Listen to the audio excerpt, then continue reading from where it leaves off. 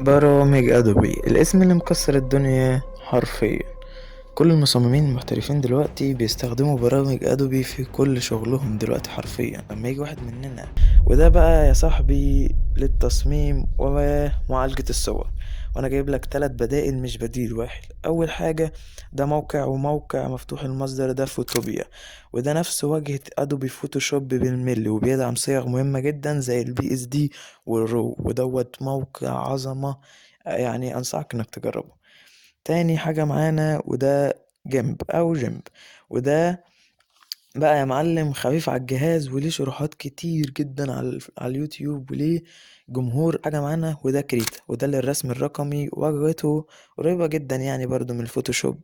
وده برضو خفيف على الجهاز ومجاني تمام. وتاني حاجة معانا وهو ادوبي الستريتور، وانا جايب لك مكانه حاجة روعة جدا، واللي هو برنامج انكسكيب. ده البديل الوحيد اللي هيسد مكان الستريتور. ده برنامج مفتوح المصدر وبيتطور بشكل دائم، موجود منه للماك واللينكس. تالت حاجة ادوبي ان ديزاين، وده بتاع صناعة المجلات والكتب. والبديل عندنا هنا بديل جامد جدا وهو سكريبوس ده بديل رائع ومجاني تماما، وخفيف على الجهاز بشكل يعني رائع جدا.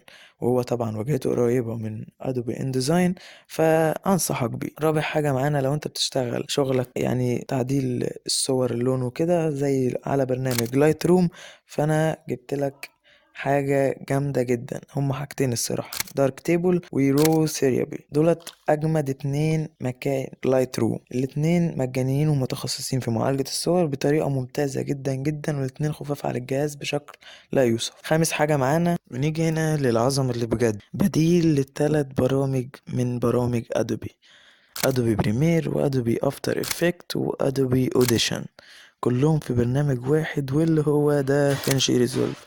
ايوه كده زي ما سمعت، ده فينشي ريزولف في جميع الاقسام دي كلها في برنامج واحد. وعلى فكرة اسرع واخف من برامج ادوبي ال3. ولو انت بقى من عشاق ال3 دي، فانا جبت لك برنامج رائع جدا وهو بلندر.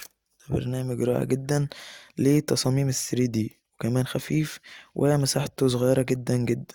ولو انت برضو عايز برنامج متخصص في تعديل الصوت وتنقيته، فعندنا برنامج بديل لأدوبي اديشن. في برنامج تاني اسمه اوداسيتي ده برنامج رائع جدا ومفتوح المصدر، وتقدر تعدل براحتك وتحط فلاتر وتقص. لا، برنامج بصراحة رائع جدا جدا. كده بقى نكون جمعنا أفضل برامج مجانية بدائل البرامج اللي بفلوس، أو بدائل الكراك والحاجات الحرام يعني وكده. فقبل ما ننهي، ما تنسانيش باللايك والاشتراك، ودمتم في رعاية الله.